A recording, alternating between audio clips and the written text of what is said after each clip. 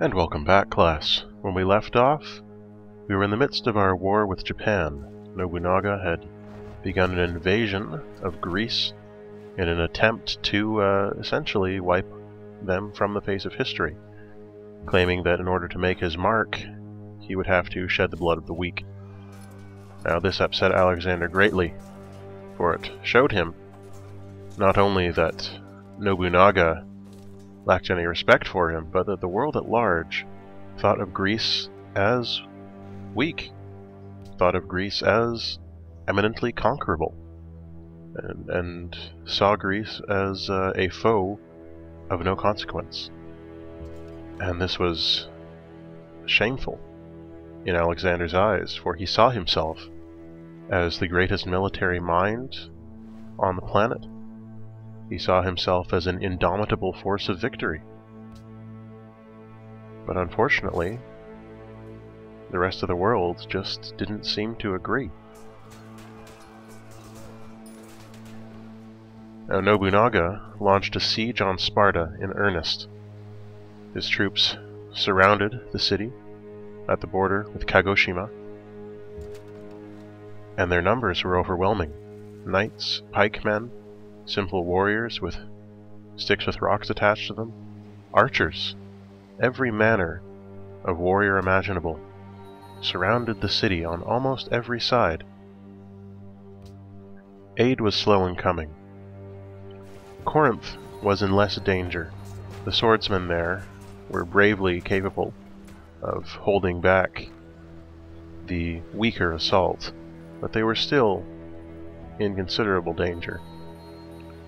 Regardless, Sparta was the largest battleground. The level of our civilization and has increased the productive capacity of the nation.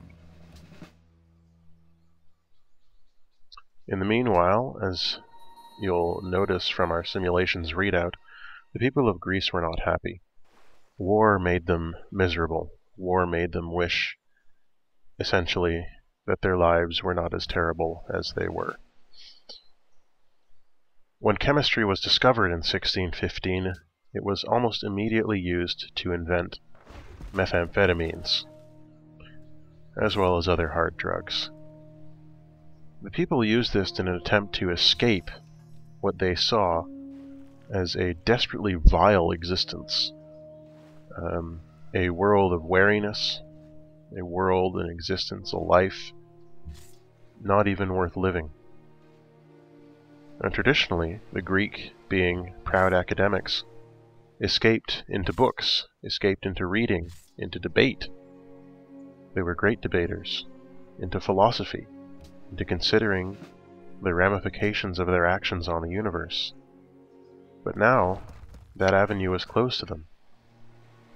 It seemed that they couldn't even open a book without the sounds of arrows whistling through the air, or catapults launching against their walls, horses and warriors screaming in the streets as battle took place all around them.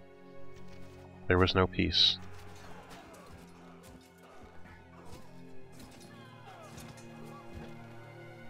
The war always loomed, pulling their attention away from a good read, a good think, or a good debate. All seemed lost. Greece itself was under siege. Not simply the cities, but the very soul of the nation. Japan's power threatened more than their lives. Nobunaga's ambition threatened more than their living space. It seemed that even the victories they did achieve, such as this one, in the first foray across the border, to strike down the archers who had been harrying Sparta, it simply didn't seem to matter in the end. The captured Japanese workers were sold into slavery, as is the custom in Greece, but it simply seemed hollow. The people were lost, and if they did not find some way, they'd be lost in total. Driven by rage and indignation, Alexander sought help from America, but they declined. Once again, Washington did agree to a defensive pact which is essentially a hollow gesture, as it did not require him to do anything. He moved next to petition Catherine the Great, the leader of the world's foremost superpower. Говори. Though she wished him luck, Мы отказываемся. she would not offer any aid either. Говори. She saw the conflict between two distant and, in her opinion, primitive nations Разумеется, нет. as inconsequential. It was simply of no interest in her to take part in this conflict. And that was devastating to Alexander. He was a proud man. He was a wise man. But at the moment, he was a weak man on the verge.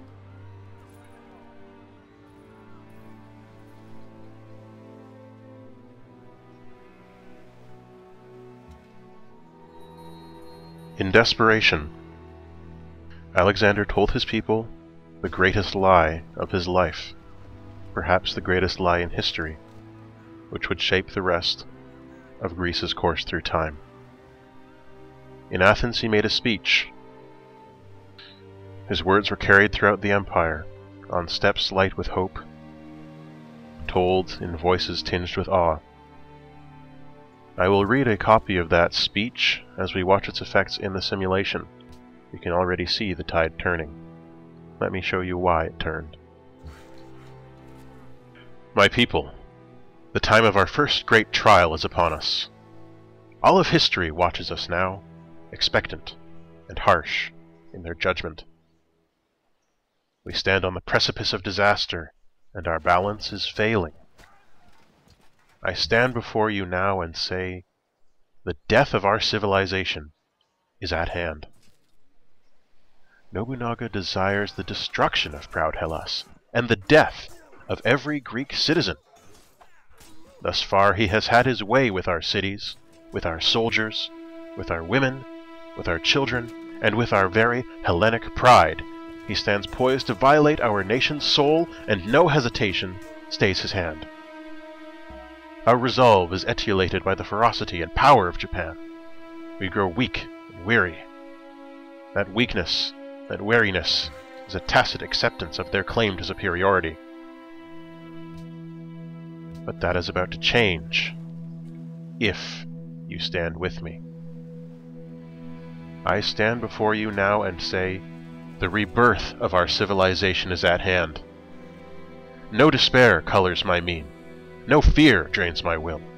Only strength and hope touch my soul amidst the chaos of this war, because I know that we shall prevail. Last night Athena came to me in a vision more vivid than any I have ever experienced.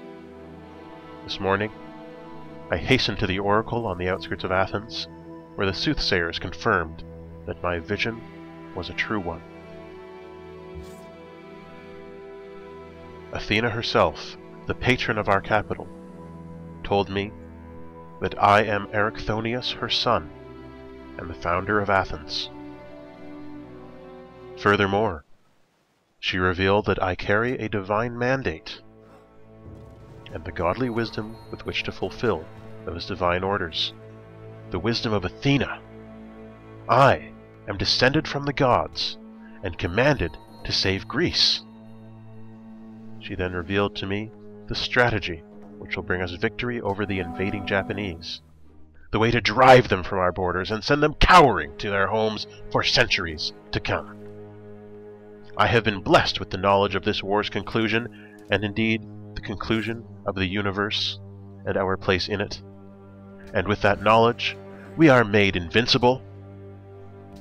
Lift up your hearts, raise your voices, and ready your arms. Cry out at the encroaching darkness. Shout your convictions to the heavens, that the gods themselves may hear the indomitable chorus of our spirits and laugh with joy and pride to see our strength. With our voices and our actions, we will show the Japanese that Greece shall never fall.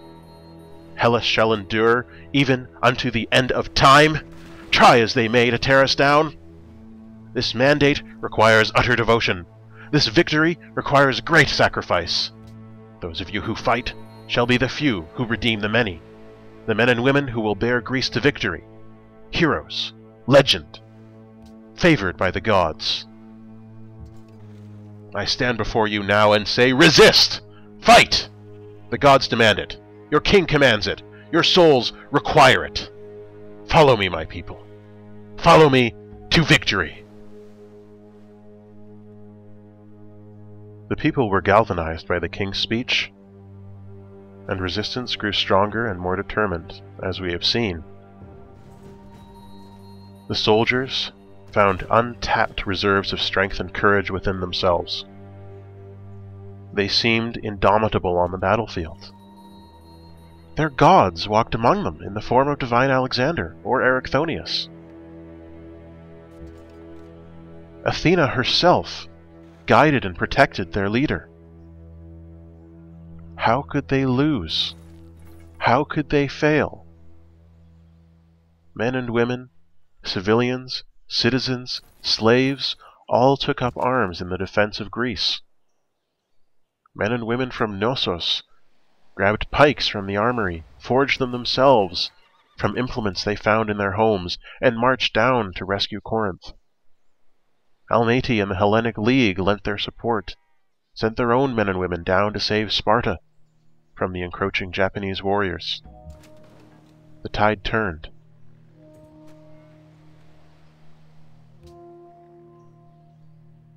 Unfortunately, this was a short-term solution to the long-term problem of Greece's staying power. Now that Alexander had told his people that he was a god, everything would change. Little did Alexander realize that this lie, told in desperation, created out of need,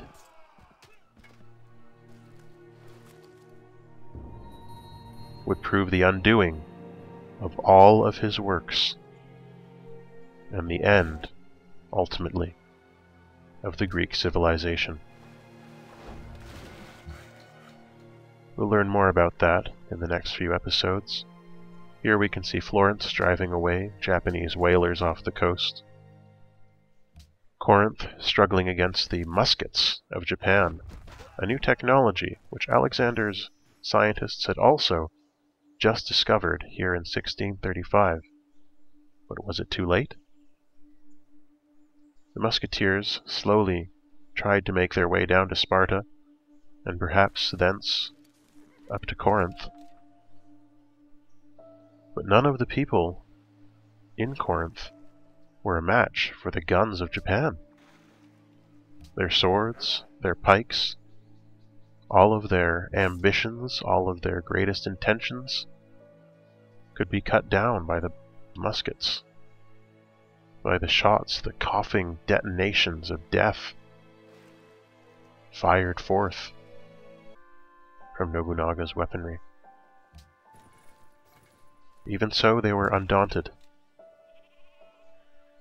The advent of the musket man did not make them feel powerless, for their gods walked among them. They died in their hundreds and thousands in the defense of Greece's borders, often futile battles. But Sparta was saved. Nobunaga had turned his attention north to Corinth, hoping to find something there that he could break through, and it seemed for a time that he would succeed. But the people did not give up. The people did not surrender. The people fought to the last man, woman, and child, just to save this one city, for that was the mandate handed down from Athena herself. Their belief was absolute, their conviction was absolute, and realizing his peril, Nobunaga sued for peace in 1635, offering Alexander gifts to stave off retribution from his mad zealot army. Alexander accepted, and Greece survived its first ordeal. Don't forget to rate this course, comment on it, and subscribe so you'll know when new lessons are available. Till next time, all the best.